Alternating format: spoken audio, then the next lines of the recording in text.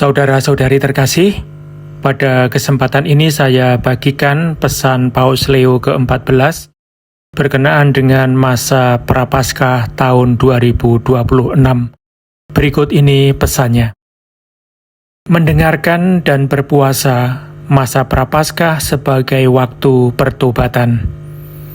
Saudara-saudari terkasih, masa Prapaskah adalah waktu ketika gereja dengan kasih dan kepedulian seorang ibu mengundang kita untuk menempatkan kembali misteri Allah sebagai pusat hidup kita. Dengan begitu, iman kita mendapat semangat baru dan hati kita tidak tercerai-berai oleh kegelisahan serta berbagai gangguan setiap hari. Setiap perjalanan pertobatan dimulai ketika kita membiarkan diri disentuh oleh sabda Allah dan menerimanya dengan rendah hati dan terbuka. Karena itu, ada hubungan yang erat antara anugerah sabda Allah, ruang yang kita sediakan baginya, dan perubahan yang dikerjakannya dalam diri kita. Maka perjalanan Prapaskah menjadi kesempatan yang tepat untuk membuka telinga pada suara Tuhan yang memperbarui keputusan untuk mengikuti Kristus, menempuh jalan menuju Yerusalem bersama Dia, tempat misteri sengsara, wafat, dan kebangkitannya digenapi. Tahun ini saya ingin pertama-tama menegaskan betapa pentingnya memberi ruang bagi sabda Allah lewat mendengarkan, sebab kesediaan untuk mendengarkan adalah tanda pertama bahwa kita ingin membangun relasi dengan sesama. Allah sendiri ketika mewahyukan diri kepada Musa dari semak yang menyala, menunjukkan bahwa mendengarkan adalah ciri khas dirinya. Aku telah memperhatikan kesengsaraan umatku di tanah Mesir. Aku telah mendengar teriakan mereka. Mendengar jerit orang yang tertindas menjadi awal sebuah kisah pembebasan. Dari kisah itu, Tuhan juga melibatkan Musa. Ia mengutusnya untuk membuka jalan keselamatan bagi anak-anaknya yang diperbudak. Allah adalah Allah yang terlibat, dan hari ini Ia juga menjangkau kita melalui pikiran-pikiran yang membuat hatinya bergetar. Karena itu, mendengarkan sabda dalam liturgi mendidik kita untuk lebih peka dan lebih jujur dalam mendengarkan kenyataan hidup. Di tengah banyak suara dalam kehidupan pribadi dan masyarakat kita, Kitab Suci membuat kita mampu mengenali suara yang muncul dari penderitaan dan ketidakadilan, agar suara itu tidak dibiarkan tanpa jawaban.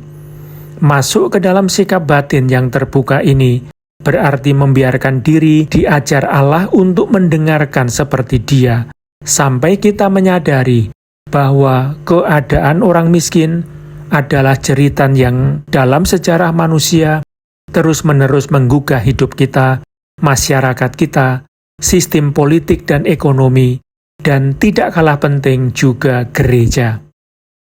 Jika Prapaskah adalah waktu untuk mendengarkan, maka puasa adalah praktek nyata yang menolong kita siap menerima sabda Allah.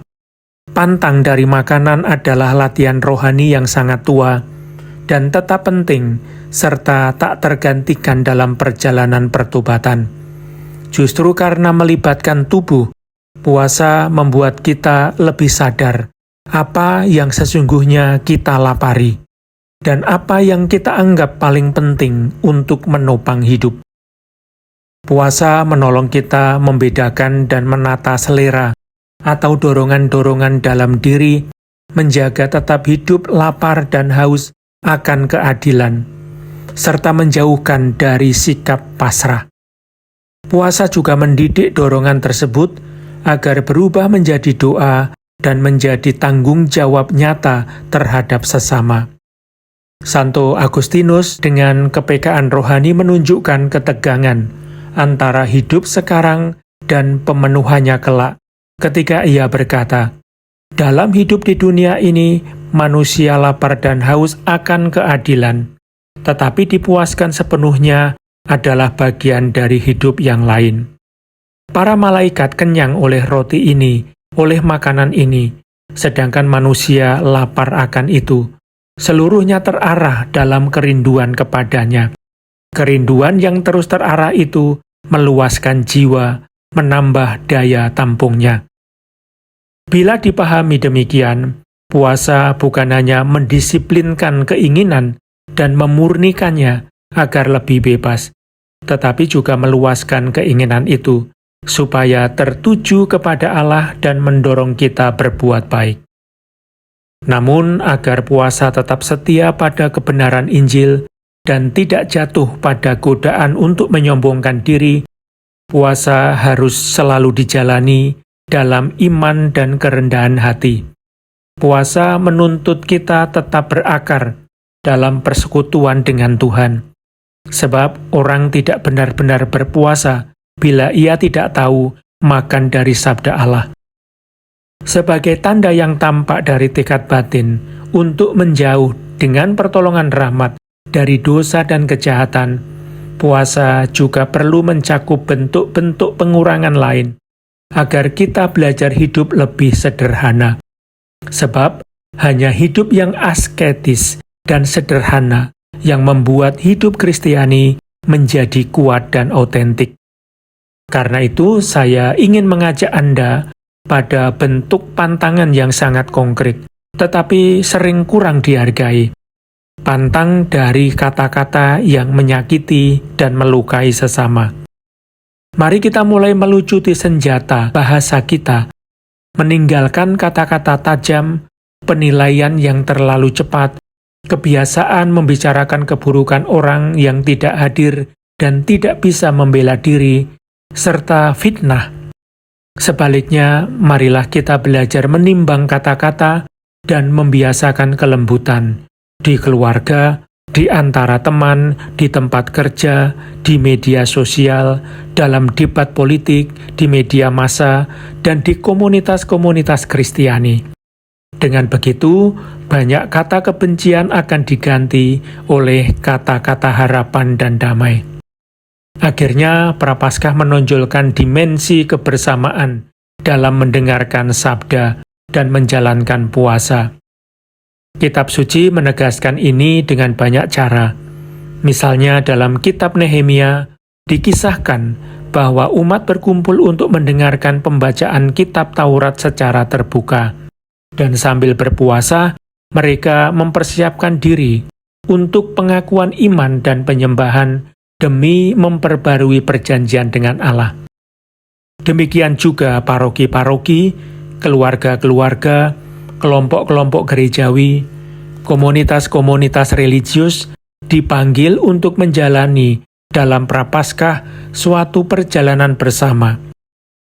Dalam perjalanan itu, mendengarkan sabda Allah, juga mendengarkan jeritan orang miskin dan jeritan bumi, harus menjadi bentuk hidup bersama, dan puasa harus menopang pertobatan yang sungguh nyata.